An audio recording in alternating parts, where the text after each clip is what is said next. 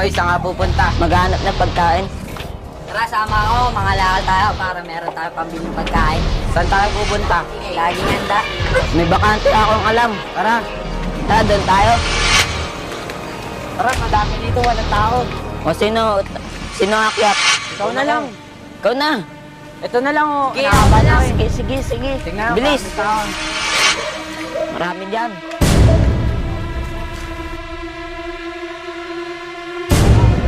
Walang tao.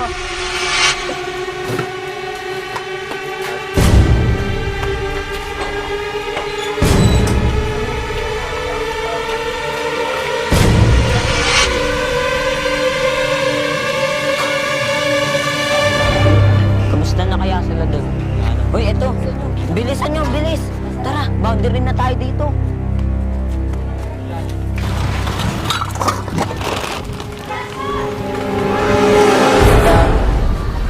Saan tayo? Pareho. Tara, may ayun.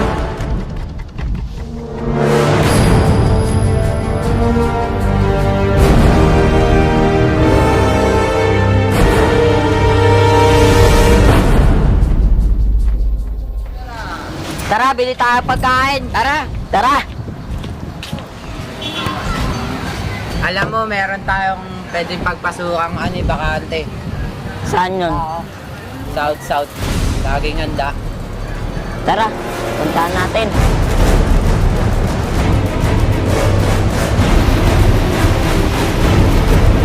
Ako dito. Walang tao. Sige, pre, kuhanin mo na yan. Sige, dyan, kuhanin mo na dyan. Walang tao. Ako! Day, di na kantado? Salaan nyo! Pagal nyo! Ang na tayo lahat na! Ay, nasa dyan! Ako na tayo yan eh!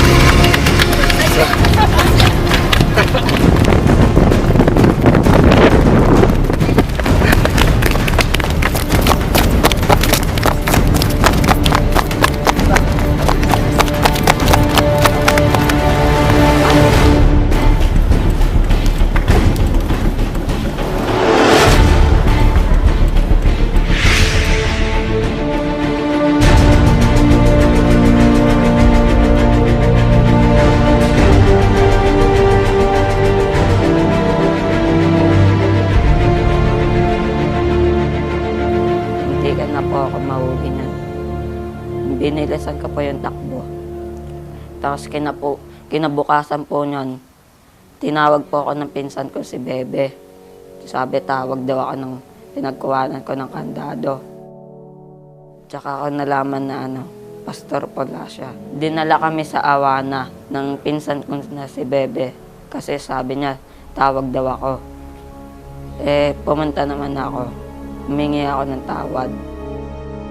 Unti-unti ako nagbabago nung nakilala ko si Jesus. John 3:16. Ganyan na lamang ang pag-iibig ng Diyos sa sanlibutan, kaya binigay niya ang bugtong na anak upang ang sumampalataya sa Kanya ay magkaroon ng buhay na walang hanggan. Nung hapon na yon, yung nasyaran ako, nanalangin ako na tanggapin ko ang Panginoon sa akin buhay. Parang napapahiya ako sa Panginoon kasi parang sa akin lahat tumatamaan ng mga Kasi lahat po ginagawa namin. Pumapasok sa bahay na walang tao, inuubos namin yung mga laman doon. Tsaka yung mga bakal na makita namin, kinukuha kagad namin.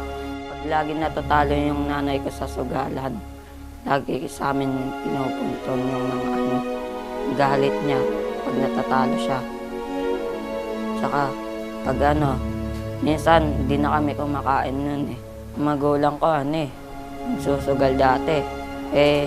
Kilala niya yung Panginoon.